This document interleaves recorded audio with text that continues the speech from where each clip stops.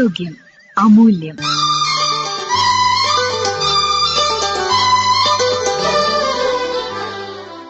കിടപ്പിലായ രോഗികളുടെ പരിചരണം, ഇതേക്കുറിച്ച് സംസാരിക്കുന്നു കോഴിക്കോട് ഗവൺമെന്റ് നഴ്സിംഗ് കോളേജിലെ അസോസിയേറ്റ് പ്രൊഫസർ മഞ്ജു എസ്. കിടപ്പിലായ രോഗികളെ എങ്ങനെയാണ് വീട്ടിൽ പരിപാലിക്കേണ്ടത് എന്നതിനെക്കുറിച്ച് ചില കാര്യങ്ങൾ എല്ലാവരും അറിഞ്ഞിരിക്കേണ്ടതാണ്. വീട്ടിൽ പരിചരിക്കുന്നതിന് ഉത്തരവാദിത്വമുള്ള വ്യക്തി അനുകമ്പയും ക്ഷമയും നല്ല അറിവുമുള്ള ആളായിരിക്കണം. ഓരോ രോഗിക്കും കിടപ്പിലായതിൻ്റെ കാരണം വ്യത്യസ്തമായിരിക്കും. പക്ഷാഘാതം, നട്ടെല്ലിൻ്റെ ഒടിവ്, ശസ്ത്രക്രിയ, തലയ്ക്ക് പരിക്ക്, വാർദ്ധക്യ സഹജമായ രോഗങ്ങൾ, അബോധാവസ്ഥ, അസ്ഥികളിലും മറ്റുമുണ്ടാകുന്ന രോഗങ്ങൾ തുടങ്ങിയവയാണ്. കിടപ്പ് രോഗികൾക്ക് രോഗത്തോടൊപ്പം തന്നെ പലവിധ ബുദ്ധിമുട്ടുകളും ഉണ്ടാകാൻ സാധ്യതയുണ്ട്. ഏറ്റവും സാധാരണയായി കാണപ്പെടുന്ന സങ്കീർണതകളും അവയുടെ പരിചരണവും പ്രതിരോധ മാർഗങ്ങളും ഏതൊക്കെയാണെന്ന് നോക്കാം. പ്രധാനമായും കണ്ടുവരുന്ന ഒന്നാണ് പേശി ബലഹീനത. ദീർഘകാലം കിടക്കേണ്ടി വരുന്ന രോഗിക്ക് പേശികളുടെ ചലനം കുറവായതിനാൽ അവ നേർത്തതും ദുർബലമായി തീരുകയും പിന്നീട് നിൽക്കാനും നടക്കാനും കൈകളും കാലുകളും ശരിയായ രീതിയിൽ ഉപയോഗിക്കാനും ബുദ്ധിമുട്ട് നേരിടുന്നു.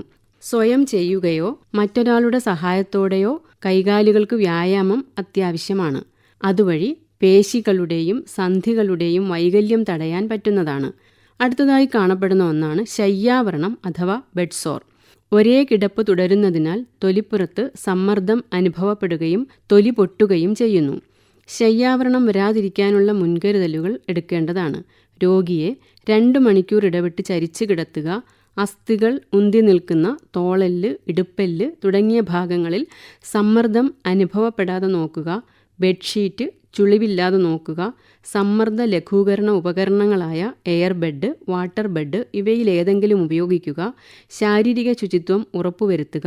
വ്യായാമവും പോഷകാഹാരവും നൽകുക തുടങ്ങിയ മാർഗങ്ങൾ അവലംബിക്കാവുന്നതാണ്. മൂത്രത്തിൽ പഴുപ്പുണ്ടാകുന്ന അവസ്ഥ സാധാരണ കാണുന്ന ഒന്നാണ്. മൂത്രം പോകാനായി ട്യൂബിട്ട രോഗികളെ പ്രത്യേകം പരിചരണം നൽകി മൂത്രത്തിൽ പഴുപ്പ് വരാതിരിക്കാനുള്ള മുൻകരുതലുകൾ എടുക്കേണ്ടതാണ്. മറ്റൊരവസ്ഥയാണ് ന്യൂമോണിയ. ഇതിന് പല കാരണങ്ങളുണ്ട്. മൂക്കിലിട്ട ട്യൂബിലൂടെ ഭക്ഷണം കൊടുക്കുമ്പോൾ ശരിയായ രീതിയിൽ കൊടുത്തില്ല എങ്കിൽ ആഹാരം ശ്വാസകോശത്തിൽ പ്രവേശിക്കാൻ സാധ്യതയുണ്ട്. കൂടാതെ ശ്വാസതടസ്സവും വ്യായാമക്കുറവും അണുബാധയുമൊക്കെ ന്യൂമോണിയയ്ക്ക് കാരണമാകുന്നു.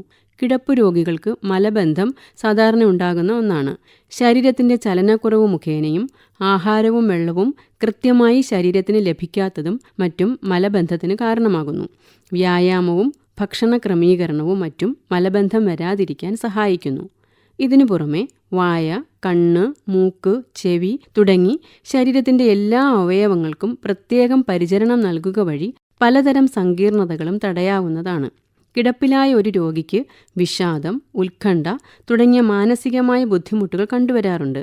ശരിയായ ആശയവിനിമയം, പോസിറ്റീവ് ചിന്തകൾ, സംഗീതം കേൾക്കുക, സുഖകരമായ രീതിയിൽ വായുസഞ്ചാരമുള്ള മുറികൾ ഒരുക്കുക തുടങ്ങിയ മാർഗങ്ങളിലൂടെ ഒരു പരിധിവരെ വിഷാദം കുറയ്ക്കാൻ സാധിക്കുന്നതാണ്. കിടപ്പിലായ രോഗികളുടെ പരിചരണം, ഇതേക്കുറിച്ച് ഇതുവരെ സംസാരിച്ചത് കോഴിക്കോട് ഗവൺമെന്റ് നഴ്സിംഗ് കോളേജിലെ അസോസിയേറ്റ് പ്രൊഫസർ മഞ്ജു എസ്.